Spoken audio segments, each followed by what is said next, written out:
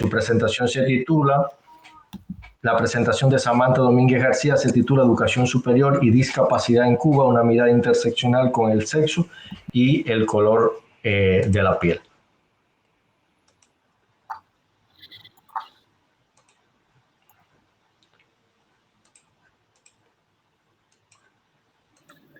Hola, hola, hola. Ahora sí, te escuchamos. Rosa, vamos a terminar esta... Sí, ahora sí. Vamos a terminar ya esta presentación y volvemos contigo. Vale. Ok.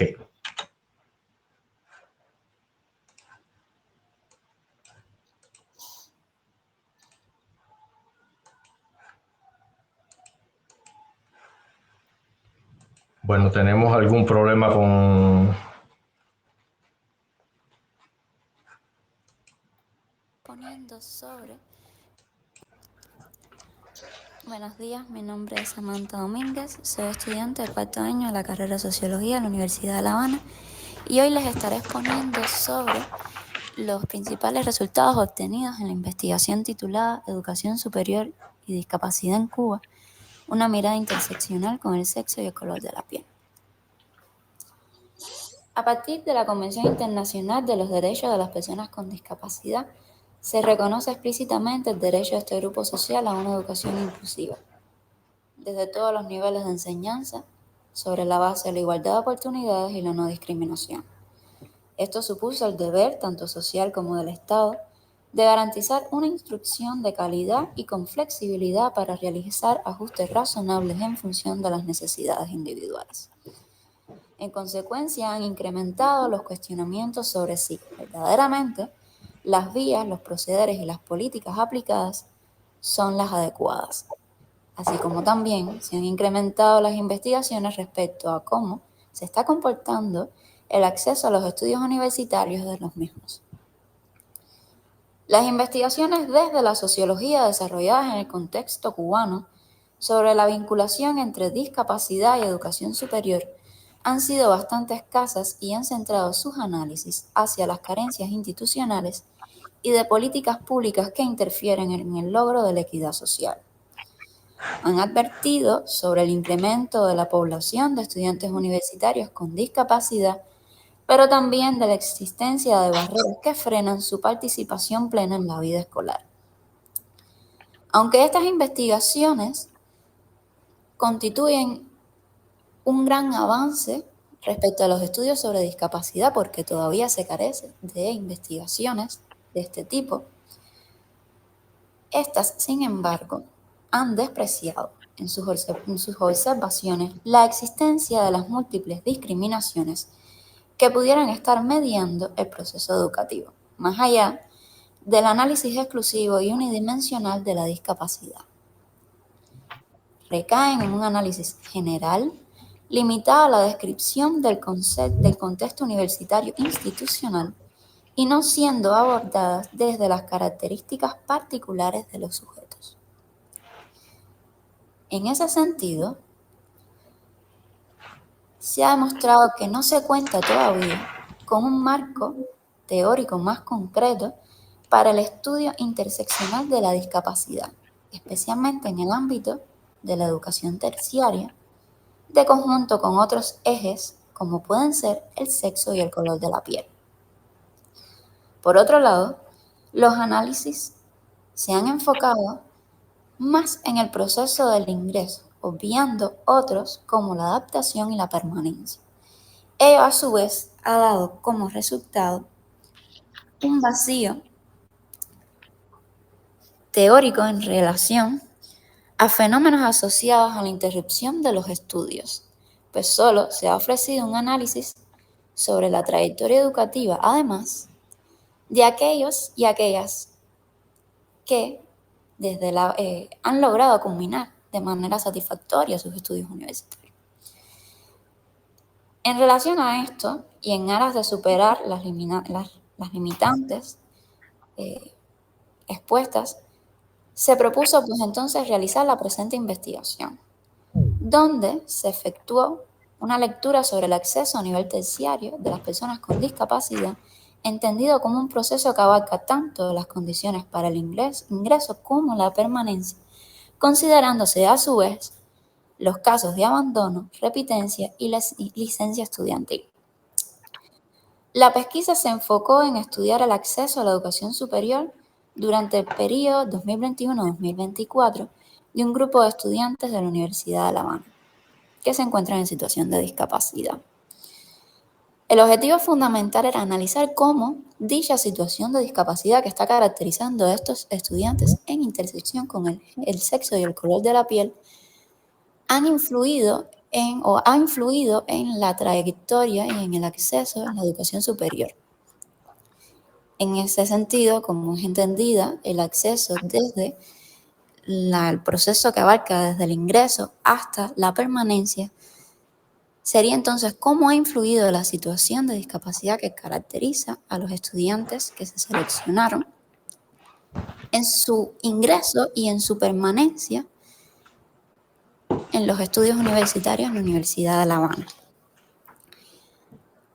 La misma se realizó desde un enfoque mixto, combinándose técnicas tanto cualitativas como cuantitativas. Se aplicaron desde entrevistas semiestructuradas a los estudiantes, a profesores y profesoras, y también se aplicó un cuestionario autosuministrado.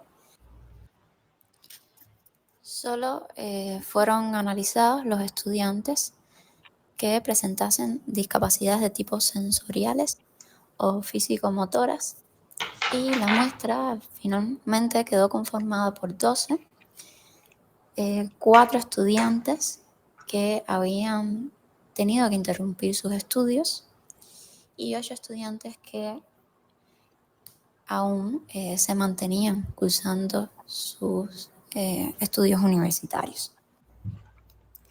Del total de estudiantes analizados, el 67,7%, en este caso 6, eran blancos, distribuidos de forma equitativa entre hombres y mujeres. Un 16%, 2 tenían color de la piel negra y otro 16% mestiza, manteniéndose igualmente la misma proporción entre los dos sexos. Como resultado, dentro del límite muestral tuvo lugar una paridad en relación a este último. Sin embargo, no sucedió lo mismo en relación al color de la piel, donde hubo un mayor predominio de los sujetos con piel blanca. Al intersectarse estas categorías con respecto al tipo de discapacidad, se obtuvieron resultados distintos. Consecuencia, entre los resultados obtenidos tras la aplicación de la perspectiva interseccional como herramienta teórico-metodológica, se obtuvo que en la Universidad de La Habana, durante el periodo 2021-2024, al incluirse la variable discapacidad, hubo un mayor ingreso de hombres blancos con discapacidad físico-motora, aunque las mujeres blancas en general alcanzaron los mejores índices de permanencia. En consecuencia, se notó de forma alarmante una subrepresentación de los estudiantes negros y mestizos, siendo a su vez los que más dificultades encontraron durante su acceso y permanencia a la educación superior. Tal fue el caso, por ejemplo, del estudiante negro y la estudiante mestiza, quienes fueron los únicos que no obtuvieron la carrera solicitada en la primera opción, así como también los que comenzaron más tarde respecto a su preparación para los exámenes de ingreso y no contaron con una enseñanza particular o enfocada a su discapacidad durante su preparación para los exámenes de ingresos también. En el caso del estudiante negra está presentando una discapacidad físico-motora, y en el caso del el estudiante negro presentaba una discapacidad visual. En la muestra a su vez fueron el estudiante negro y la estudiante mestiza, la cual también tenía una discapacidad visual, quienes mayor tiempo emplearon para su estudio. Sin embargo, alcanzaron los resultados académicos más bajos. Ello se debió fundamentalmente a que pertenecían al grupo que había contado con menor asistencia institucional y comprensión por parte de los profesores y profesoras. Como consecuencia, se encontró que la incapacidad del docente para llevar a cabo políticas de integración basadas en la inclusión, la carencia de empleo de recursos para lograr un mayor alcance de su enseñanza, así como la poca conciencia existente sobre la importancia de considerar los diferentes puntos de partida que presenta cada estudiante, representó una barrera para lograr la trayectoria satisfactoria de estos dos estudiantes. A su vez obtuvo que el estudiantado mestizo, tanto mestizo como negro, con discapacidades físico-motoras o visuales en general, contaron con menor accesibilidad al conocimiento.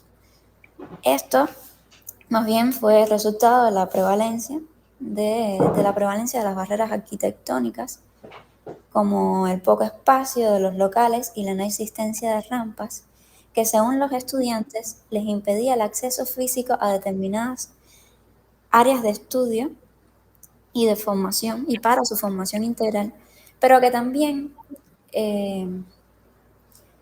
dicha aparente barrera del espacio físico también se convertía en una barrera en su acceso al conocimiento en la medida en que estos en determinadas circunstancias no habían podido acceder y participar, por ejemplo, de jornadas científicas o conferencias magistrales, pues los locales disponibles o que se habían dispuesto para dichos eventos no contaban con las características necesarias para que este estudiante pudiera acceder sin dificultades a ellos, por lo que generalmente optaban por no asistir a este tipo de eventos ni arriesgarse a asistir a ellos. También tiene que ver con el número de escaleras y la poca construcción de rampas. Pero también en el caso de los estudiantes con discapacidad visual, este poco acceso, esa barrera en cuanto al acceso al conocimiento, señalaron que tenía que ver especialmente con el acceso al contenido y la calidad del mismo, como resultado de la no utilización de recursos tiflológicos y tiflotécnicos, así como la no implementación de metodologías y explicaciones adecuadas para hacerles llegar la información.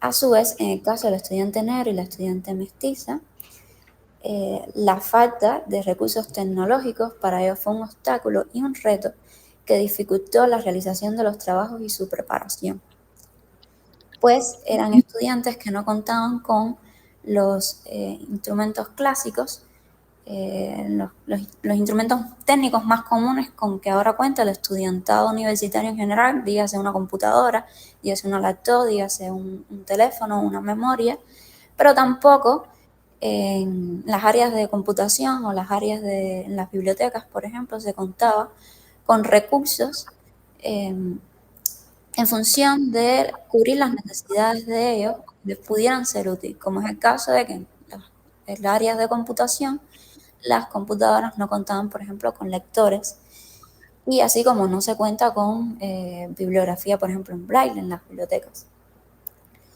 Dichos alumnos fueron, a su vez, los que más marginación y exclusión recibieron por parte de sus compañeros, donde las mujeres, en este caso, principalmente las mujeres mestizas y negras, señalaron tener que enfrentar críticas referidas a no ser aptas para realizar los estudios universitarios. Dichas críticas, además, ellas resaltaban que fueron realizadas principalmente por profesoras y directivos de la propia universidad. En ese sentido, la situación de discapacidad que envolvía al alumnado no solo fue consecuencia de las carencias arquitectónicas e institucionales que limitaban su participación plena en la vida escolar, sino que también jugó un papel importante la prevalencia de una visión médico-rehabilitadora en los docentes y directivos vinculadas a los prejuicios que surgen de las construcciones raciales y de género. Para la población de estudiantes blancos en general, los principales obstáculos que debieron enfrentar durante su acceso fueron los relacionados al transporte y los horarios inflexibles. Sin embargo, contaron con mayores posibilidades de estrategia, donde no solo prevalecieron los costos económicos, sino que se convirtieron en beneficios en la medida en que pudieron ser mantenidos por sus familiares. Mientras que para la comunidad de estudiantes mestizos y negros, estos se convirtieron en barreras, incrementando las dificultades que debían superar durante su trayectoria.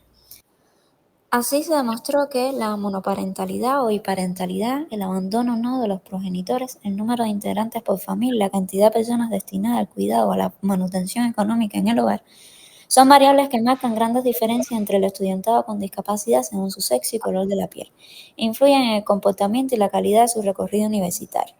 En consecuencia, se obtuvo que en la medida en que el alumnado con discapacidad debía enfrentar los obstáculos que surgían al interactuar con las instituciones de la educación superior, a causa de la incapacidad de las mismas para atender sus necesidades particulares, las familias debían contar con cierta capacidad resolutiva capaz de equiparar las carencias institucionales.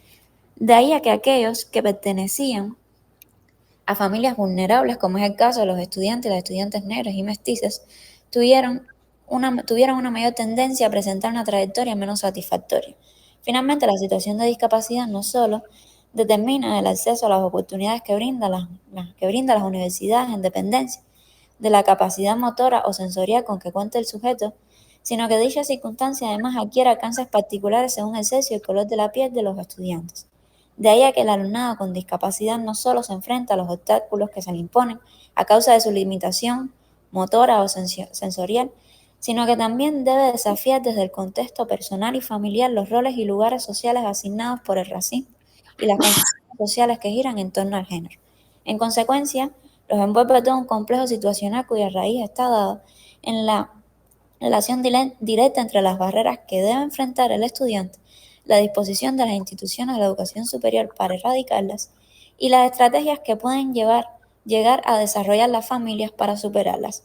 Dicha relación refuerza o no la situación de discapacidad e influye en su acceso satisfactorio o no a la educación superior.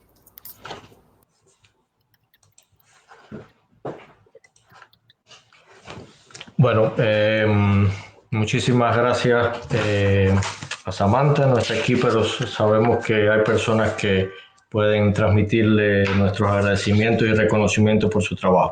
Ahora sí, vamos a darle la palabra a Rosa para que nos presente su trabajo titulado La representación de los estudios universitarios en mujeres cubanas, ensayo metodológico para una aproximación de las incidencias del cambio generacional, origen social y condición de género a lo largo de 6 décadas. Acá Bueno, vamos, puedes ir hablando en lo que yo localizo de nuevo tu trabajo. ya no le apagué el micrófono porque dije mejor ni moverle en lo que empezamos. Bueno, por aquí en México, buenos días. Un gusto estar aquí, escuchar qué bueno que se están grabando estas sesiones para después revisar con más calma las presentaciones tan interesantes que se han estado dando en este marco. Agradecerle mucho a Alexander y a Danay la invitación a participar. Y bueno, también el pretexto para volver sobre temas que en algún momento estuve indagando.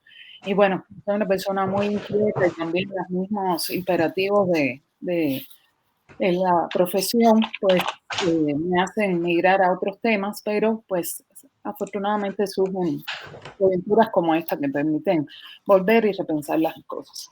Bueno, el título, primera observación, muy largo. Justo cuando iba a hacer la presentación dije, ¿por qué le puse este título tan largo? Y ya lo acorté a fines de comunicación y ya pues le iré explicando un poco.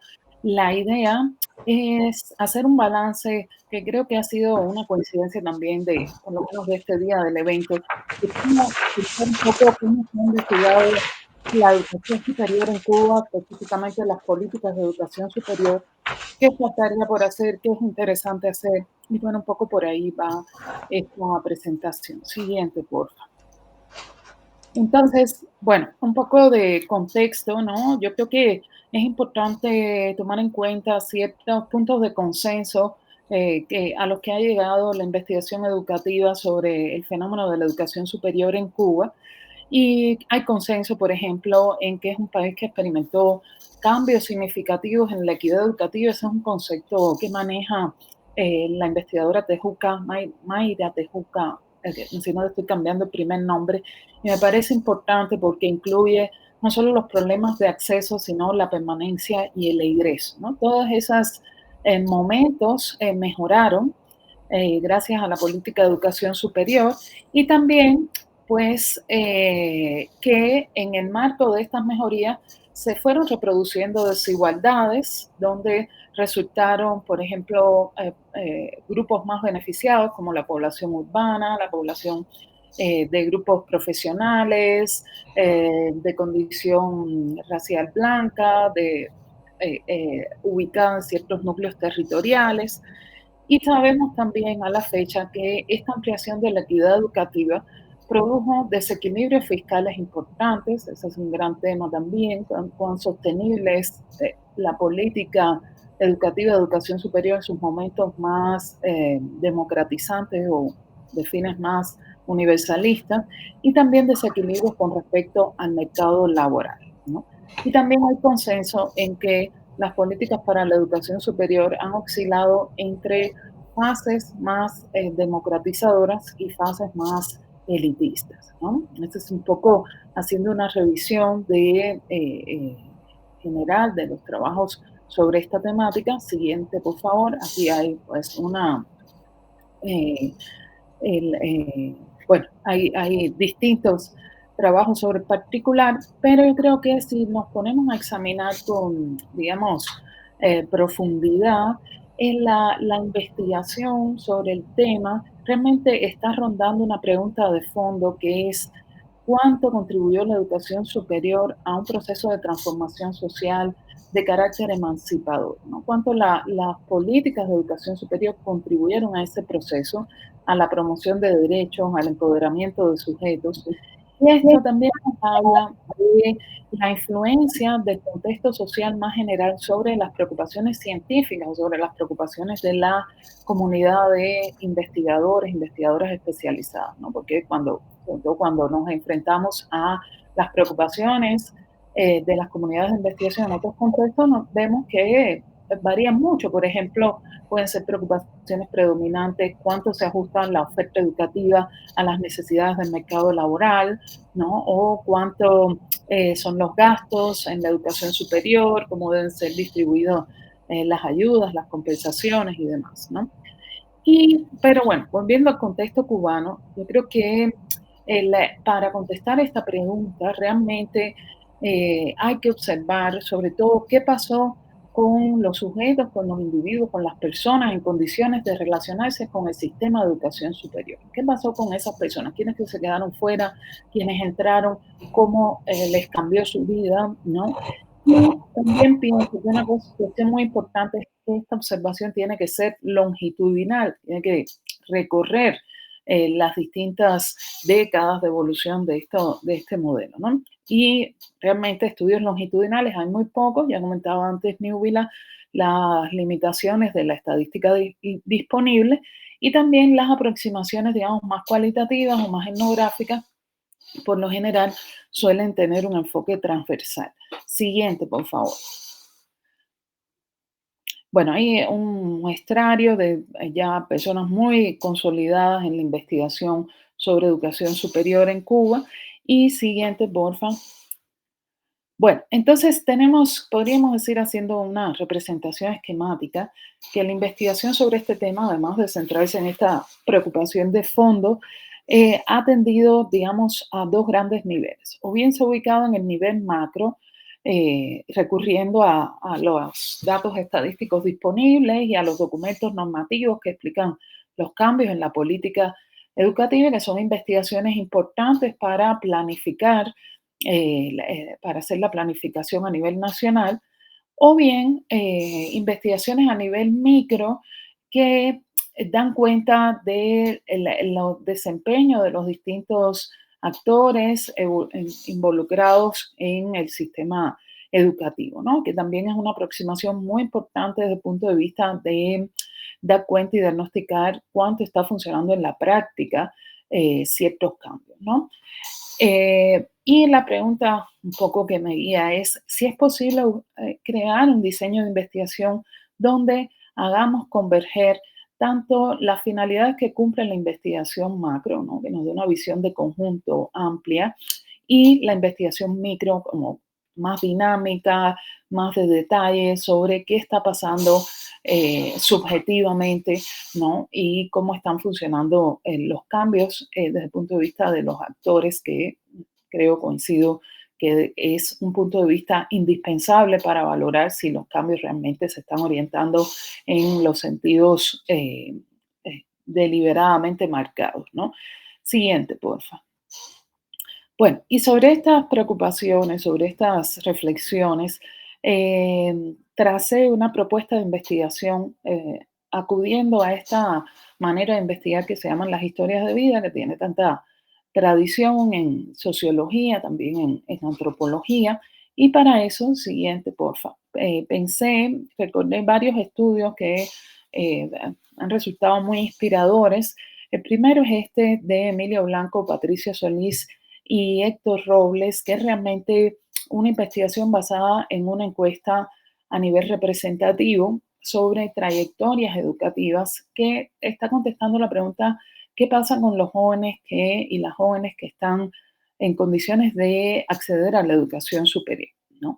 Y lo que más me interesó de este estudio es que ellos elaboran, el equipo de investigación elaboró un índice de origen social que agrupa muchas de las variables que la literatura cubana ya ha identificado como importantes de observar cuando estamos hablando de la educación superior. Incorpora lugar de residencia, incorpora, bueno, en el caso de México se mide la autoadscripción étnica, no se mide la racialidad igual que en Cuba, pero también el nivel de instrucción, vamos a decir, el capital cultural de las familias, y de forma muy explícita también mide pues los ingresos, el nivel socioeconómico de las familias, que es algo que es muy problemático de observar en Cuba y que es cada vez más importante, imprescindible de registrar, ¿no? Entonces, bueno, el estudio, como les digo, fue diseñado la investigación para realizar una encuesta, analizar datos cuantitativos, pero pienso que efectivamente se puede adaptar al molde de las historias de vida a través de un diseño de estudio de casos múltiples, en el cual pues midamos estas variables en una serie de informantes que cumplan con características establecidas previamente sobre su origen social y familiar, ¿no?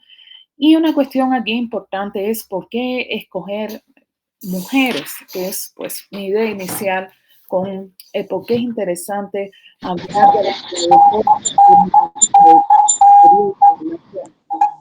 de 6 décadas. Y esto sí, la literatura.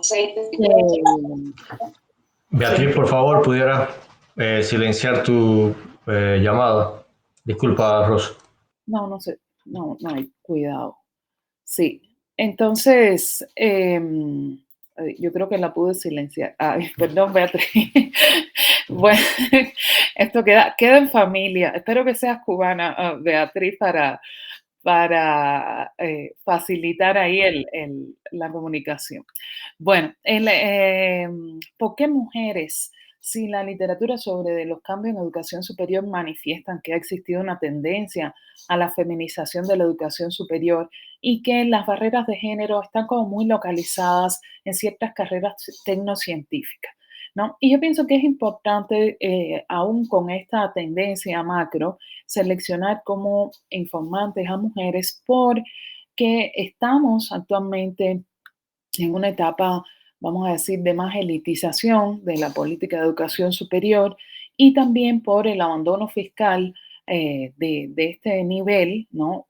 Nos hacen prever que se acentúen las desigualdades y que esto termine por afectar nuevamente a las mujeres en mayor grado, ¿no? Y también es interesante centrarnos en mujeres porque desde el punto de vista de un estudio longitudinal es muy interesante observar si los cambios materiales en la equidad educativa se traducen también en cambios de las representaciones, o sea, en cómo interpretan los sujetos la realidad, pertenecer, ser universitarias, ¿no? Si el hecho de acceder, permanecer, egresar, marca también cambios representacionales importantes en esta población femenina, ¿no? Siguiente, por favor. Bueno, también adopté el concepto de generaciones porque va muy bien con los propósitos de un estudio longitudinal, pero además porque podemos identificar cortes demográficas que se definen de forma acompasada con las distintas etapas socioeconómicas que atraviesa el país, ¿no? Podemos identificar que en distintas etapas de la política económica hay también un cambio de cortes demográficas, ¿no? Entonces eso estaría muy bien. Y también las cortes demográficas las podemos ubicar, diferentes cortes demográficas, en función de las distintas etapas de la política de educación superior, ¿no? Entonces, bueno, eso serían ventajas, y también porque asumir el concepto de generaciones nos permite un muestreo intencional que esté muy bien orientado teóricamente, ¿no? Nosotros ya justificaríamos muy bien por qué escoger mujeres de determinadas edades, por qué escoger mujeres con estas características sociodemográficas, ¿no? Entonces, bueno, pues desde ese punto de vista el concepto de generaciones va muy bien. Y aquí otra inspiración también muy etnográfica, muy polémica en Cuba, pero un estudio muy interesante, es justo la obra de Oscar Lewis, que es un gran desarrollador de las historias de vida con un enfoque generacional, para ver justamente los cambios en la cultura y, bueno, podríamos decir también en las representaciones que tienen los grupos populares, ¿no? Siguiente, por favor. Rosa, 2 minutos. Sí, no voy a correr mucho. Bueno, vamos allá. Aquí estaría un poco el perfil de las entrevistas que haríamos. Siguiente, porfa, para llegar a la segunda propuesta. Aquí estaría un poco el modelo de entrevista en profundidad. Y siguiente, bueno, los contras de esta propuesta tendrían que ver con las dificultades para la recopilación de información, sobre todo para acceder a informantes tan específicos, el carácter no representativo de la muestra, porque a pesar de que nos podría dar una visión de un perfil muy específico de mujer, no sería de la totalidad de las mujeres cubanas. Y también, bueno, pues al estar fuera de Cuba, la distancia también complica la ejecución de este tipo de propuestas, ¿no? Siguiente, encontré otra manera de abordar el caso que tiene que ver con incorporar algunas preocupaciones que vienen de este enfoque ahora tan en boga de la mirada decolonial, que nos llama a poner la atención también en otras variables que tienen que ver con subjetividades y diversidades reprimidas, tanto en las distintas fases de la política de educación superior, ¿no? Y que nos hacen mirar, por ejemplo, a buscar informantes como mujeres que ejercen la prostitución, o de la diversidad sexual. Nos hacen mirar también en qué cánones se impusieron en los modelos educativos cubanos que provenían del extranjero, sobre todo del bloque socialista. Ahí sería muy interesante también hacer un análisis.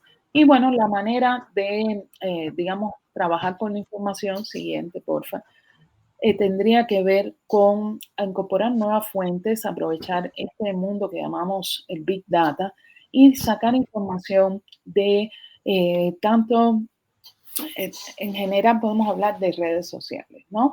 Ya sabemos la popularidad de los chats de WhatsApp en Cuba, la cantidad de funciones que cumplen, ¿no? Esta sería una fuente.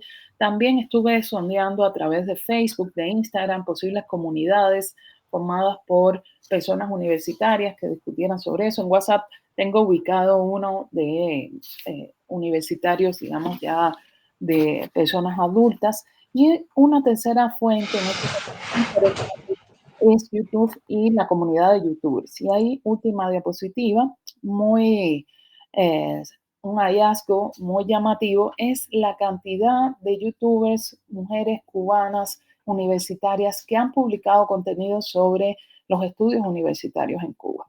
Entonces, es un corpus interesante para el análisis. Hay un sesgo generacional, son mujeres ya muy jóvenes. También es interesante, pues, cierta influencia estética del discurso de realismo sucio en la presentación de la información. Un punto fuerte es que hay contenido que describe la experiencia en diversas instituciones de la educación superior, no solamente en la Universidad de La Habana. También otra cosa interesante es que hay mucho contenido elaborado por mujeres que después emigraron, que estaban estudiando una carrera universitaria. Ya decía antes Newba la importancia de la emigración en el abandono. Y también es interesante que son canales no auspiciados por ningún medio de comunicación, ni de Cuba ni del extranjero, ¿no? Bueno, ya de una revisión rápida de estos contenidos se puede ver la importante primacía de las motivaciones individuales y para cerrar, la pregunta que, digamos, me vuelve a inquietar es, pues, que tenemos que asumir que el modelo de política de educación superior ha cambiado radicalmente en Cuba, que la educación superior ya no sigue integrada a un proceso de transformación social. Y entonces tenemos que preguntarnos, ¿tiene sentido estudiar las representaciones? ¿Tiene sentido estudiar si no solo hubo un cambio material, sino de representaciones?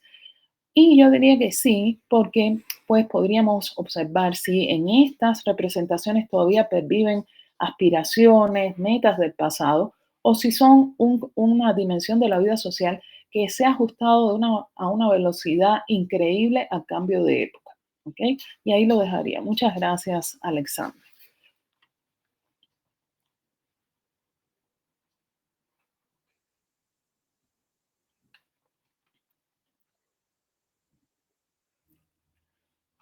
Ale, tienes el micrófono silenciado. Gracias.